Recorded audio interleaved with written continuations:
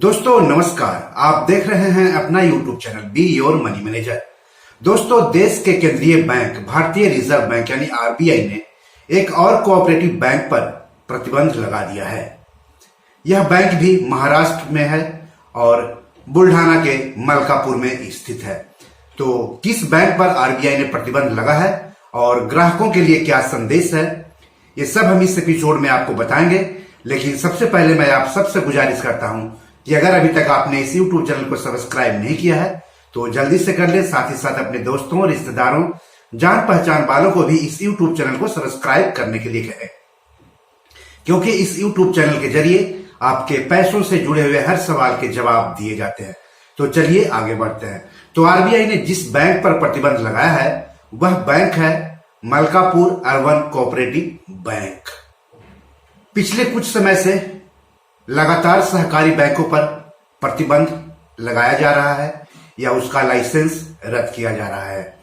इस तरह के ज्यादातर बैंक महाराष्ट्र के हैं, इसलिए महाराष्ट्र के सहकारी बैंक में जिनका खाता है उन्हें ज्यादा सतर्क रहने की जरूरत है, या फिर महाराष्ट्र के कोऑपरेटिव बैंक्स में जो खाता खुलवाने जा रहे हैं वो भी ज्यादा सतर्क रहे तो बेहतर होगा, नुकसान से बच सकते हैं।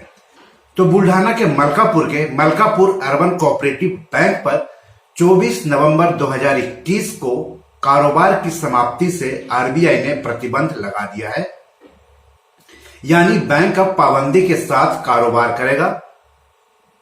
फिलहाल 6 महीने के लिए प्रतिबंध लगाया गया है। आपको बता दूं कि प्रतिबंध लगाने का मतलब बैंक का लाइसेंस रद्द करना नहीं होता है। तो सवाल है कि प्रतिबंध का मतलब क्या है और ग्राहकों को क्या नुकसान होगा या नफा होगा। तो बैंक भारतीय रिजर्व बैंक से लिखित रूप में पूर्व अनुमति लिए बिना कोई भी ऋण और एडवांस मंजूर नहीं करेगा या उसका नवीनीकरण नहीं करेगा, कोई निवेश नहीं करेगा, निधियां यानी फंड उधार लेने और नई जमा राशियां यानी डिपॉजिट स्वीकार करने सहित अपने ऊपर कोई भी देयता यानी लायबिलिटी नहीं लेगा। बैंक कोई भुगतान नहीं करेगा और नहीं भुगतान करने के लिए सहमत होगा, भले ही भुगतान उनकी देनदारियों और दायित्वों की चुकौती से या अन्यथा संबंधित क्यों न हो। कोई समझौता या इस तरह की कोई व्यवस्था नहीं करेगा बैंक। इसके अलावा बैंक अपनी किसी भी संपत्ति या आस्ति को न तो बेचेगा, न अंतरित करेगा, अंतरित करना मतलब ट्रांसफर करेगा, और न ही उसका निपटान करेगा यानी सेटलमेंट करेगा। इसके अलावा रिजर्व बैंक निर्देशों में ऊपर दी गई शर्तों के अधीन सभी जमाकर्ताओं के सभी बचत खातों अथवा चालू खातों अथवा अन्य जमा खातों में कुल राशि में से 10,000 रुपए से अधिक की निकासी की अनुमति नहीं होगी अगले आदेश तक।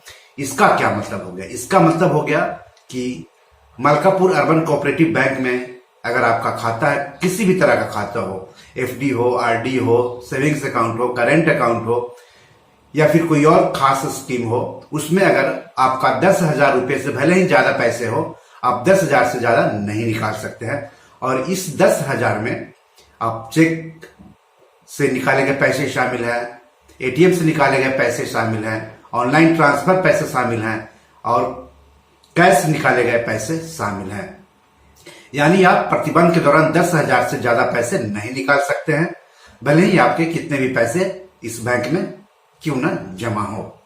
रिजर्व बैंक के दिनांक 24 नवंबर 2021 के इस निर्देश की प्रति बैंक परिसर में भी प्रदर्शित की गई है।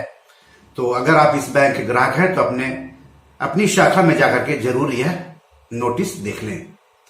अब सबसे बड़ा सवाल है कि अगर मलकापुर अर्बन कोऑपरेटिव बैंक के किसी ग्राहक ने 10,000 रुपए से ज्यादा का चेक दिया है तो क्या होगा, या फिर उसके खाते से उसके लोन की किस्त जाती हो और किस्त अगर 10,000 रुपए से ज्यादा हो तब क्या होगा, या फिर उस बैंक के किसी ग्राहक ने म्यूचुअल फंड में एसआईपी किया हो और उसकी रकम 10,000 से ज्यादा की हो तो क्या होगा, या फिर अगर कोई इसी खाते से वह अपनी इंश्योरेंस पॉलिसी का प्रीमियम ऑनलाइन ट्रांसफर करता है और उसकी प्रीमियम की रकम 10,000 रुपए से ज्यादा है तो क्या होगा।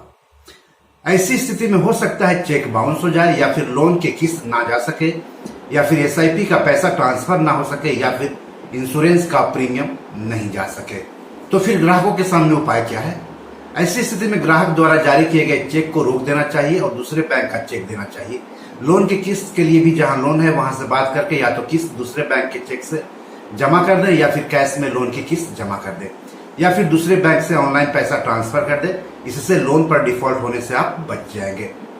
उसी तरह एसआईपी के लिए दूसरे बैंक का चेक दे दें या फिर दूसरे बैंक से ऑनलाइन पैसा ट्रांसफर करें तो अच्छा रहेगा।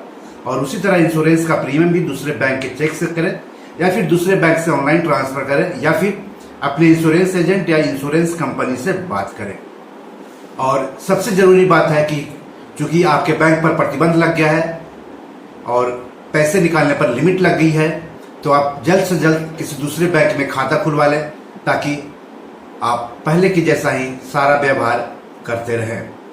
मलकापुर अर्बन कोऑपरेटिव बैंक पर प्रतिबंध लगाते हुए भारतीय रिजर्व बैंक ने यह भी साफ कर दिया है कि उपरोक्त निर्देशों का यह अर्थ भारतीय रिजर्व बैंक द्वारा बैंक का लाइसेंस निरस्त करना नहीं है। बैंक अपनी वित्तीय स्थिति में सुधार होने तक प्रतिबंधों के साथ बैंकिंग कारोबार करना जारी रखेगा, तो इसलिए आप घबराए नहीं। रिजर्व बैंक परिस्थितियों के आधार पर इन निर्देशों में संशोधन करने पर विचार कर सकता है। ये निर्देश 24 नवंबर 2021 को कारोबार की समाप्ति से 6 महीने की अवधि के लिए लागू रहेंगे और समीक्षाधीन रहेंगे। आपको बता दूं कि मलकापुर अर्बन कोऑपरेटिव बैंक करीब 60 साल से ज्यादा पुराना है। बैंक 1962 से कारोबार कर रहा है। बैंक 1986 में आरबीआई ने बैंकिंग लाइसेंस दिया था।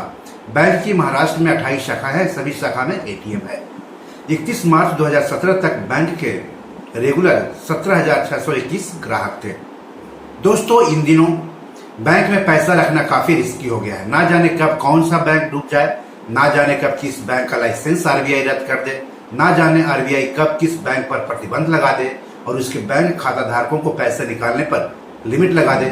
कहना मुश्किल है। आरबीआई है, सरकार है, वित्त मंत्रालय है, लेकिन फिर भी बैंक में रखे अपने पैसों की सुरक्षा को लेकर आप सतर्क रहें, क्योंकि आपके पैसों पर लुटेरों की नजर है। कब कौन पैसा लूटकर भाग जाएगा कहना मुश्किल है। जब आपका पैसा लूट जाएगा तो पछताने के सिवाय आपके पास कोई विकल्प नहीं रहेगा। कई बैंकों या डीएचएफएल जैसी गैर बैंकिंग वित्तीय कंपनियों के जमाकर्ताओं के साथ ऐसा हो चुका है। इसलिए पैसा आपका है, उसकी सुरक्षा भी आप ही कीजिए।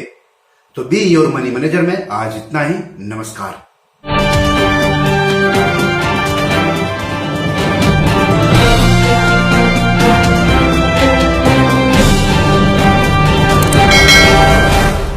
दोस्तों, ये हमारी 7 किताब है जो कि अमेजॉन पर पब्लिश्ड है। आप इसको डाउनलोड करके पढ़ सकते हैं। इसमें आपको पैसों के बारे में, निवेश के बारे में हिंदी में अच्छी जानकारी मिलेगी।